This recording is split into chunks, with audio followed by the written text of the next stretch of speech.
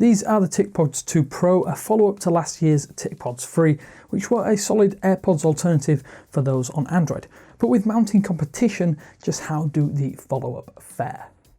Thanks for watching 9 to 5 Google on YouTube. Be sure to thumbs up, hit subscribe and enable notifications with the bell icon so that you don't miss any of our upcoming videos. If you look at just the design, the TicPods 2 Pro now look even more like the AirPods, losing the silicone tip, which brings about some design changes. There are some other noticeable removals or tweaks over the older TicPods 3 earbuds too. The design itself is far smaller on the earbuds themselves and the carry case. This was of course one of the biggest criticisms of the originals, and it's nice to see Mobvoi working to improve the design, although the parallels between these and Apple's AirPods are hard to ignore. It is a design that works, and you would expect companies to mimic them somewhat. The case still has that nice textured lid, but it is lightweight and it does feel a little cheap compared to similarly priced true wireless earbuds. The size is excellent, however, though, as the Mobvoi claims that its case is up to 40% smaller, which means you'll have no issues sticking these buds into a pocket or into a bag. They are of course also available in 3 distinct colours, the navy I have here, an ice white colour and pink blossom. Plenty of options to choose from if you do like a different colour earbud. By of course removing the silicone tip and reducing the weight slightly on the TicPods 2 Pro, Mobvoi has managed to make the follow-up slightly more comfortable.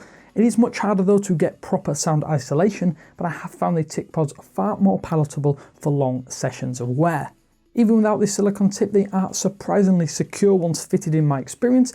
The generic shape also means they should also fit in far more ears than the previous generation. Before pairing, I would suggest downloading the Mobvoi app, which not only makes it easy to pair, but gives you some added controls such as equalizer settings plus plenty more on top. It's from here that you can adjust the sound settings and enable aptX HD, which makes quite a substantial difference to the sound quality on offer from the TicPods 2 Pro. The audio experience though is good, but by no means excellent. I'd call the sound profile quite flat, as there is no massive prominence in any specific area. Bass is acceptable while the soundstage is a little thinner than I would like.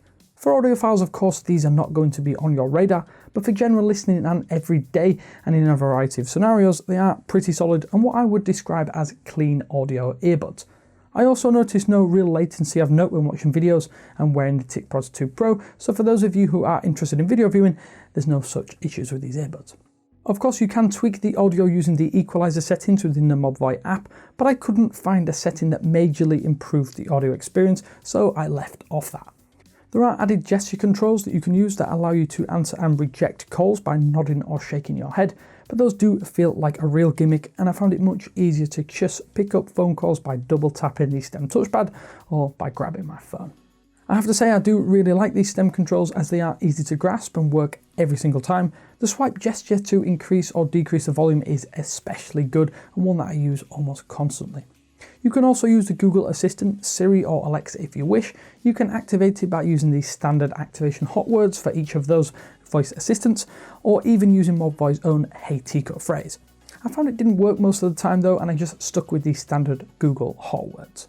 Now it's at this point I probably think we should address the inclusion of active noise cancellation, as it isn't actually available when listening to music and can only be used during phone calls.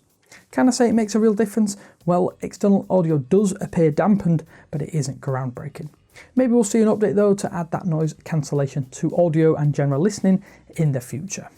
Of course, that would probably affect overall battery life, which is one area the TicPods 2 Pro are pretty solid within.